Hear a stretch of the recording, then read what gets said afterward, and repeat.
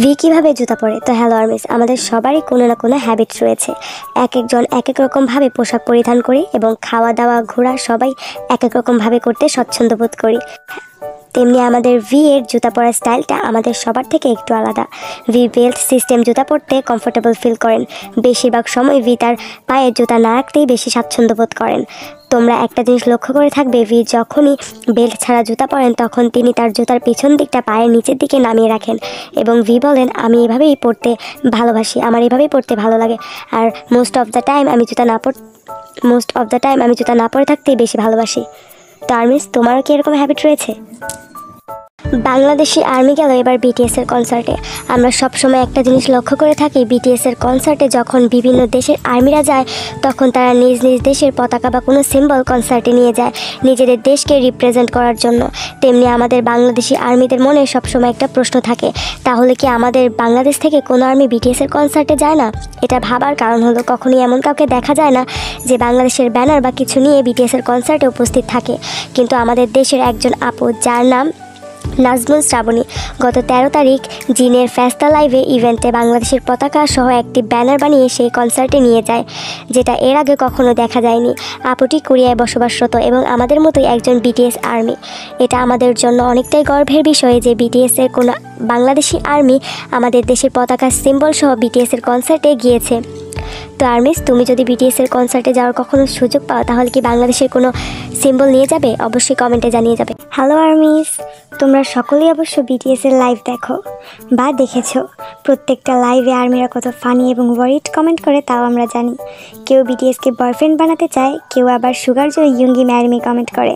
তো আজকে এমন 3টা লাইভ কমেন্ট তোমাদের দেখাবো যেখানে আর্মিস বিটিএস মেম্বারদের বউ সেজে কমেন্ট করেছে, তাও আবার জিমিনের লাইভে। তো চলো এরকম কমেন্ট পড়ে আমাদের জিমিনের রিয়াকশনটা কেমন ছিল দেখে নেওয়া যাক। আর্মিস কমেন্ট: হাই জিমিন, আমি তেয়ুংয়ের বউ বলছি।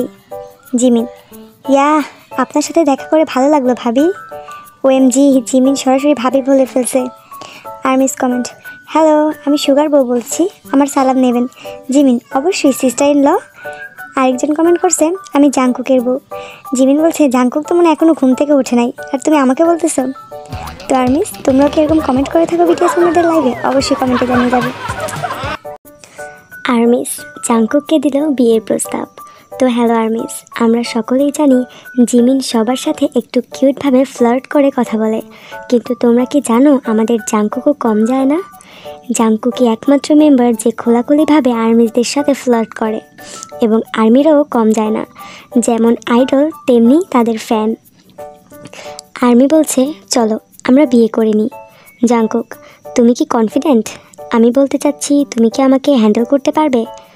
আমি কিন্তু একেবারেই সহজ না। মানে যে কেউ উত্তরে বলতে চাচ্ছে, আমাকে বিয়ে করতে চাও, আমাকে কি তুমি সামলাতে পারবে? আহা জেকে, তোমাকে একমাত্র আর্মিরাই পারবে সামলাতে। তো আর্মিস, তোমরা যদি এরকম আরও ফ্লার্টিং ভিডিও দেখতে চাও তাহলে অবশ্যই কমেন্টে জানাবে।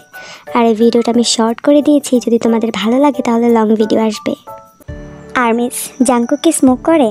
তো হ্যালো আর্মিস, আমাকে একজন জিজ্ঞাসা করেছিল জেকে কি সিগারেট খায়। আপু, আমি একটা ভিডিওতে দেখেছি জেকে স্মোক করছে, এটা কি সত্যি? তো এটার উত্তর হচ্ছে হ্যাঁ।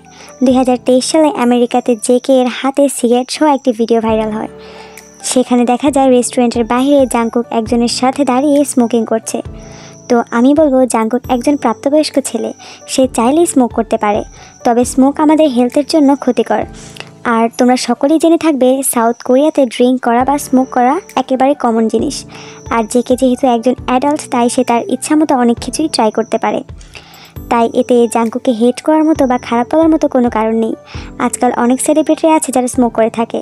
আমরা আশা করতে পারি জাংকুক নিজের শারীরিক অবস্থার খেয়াল রাখবেন, কারণ সে একজন সিঙ্গার ড্যান্সার।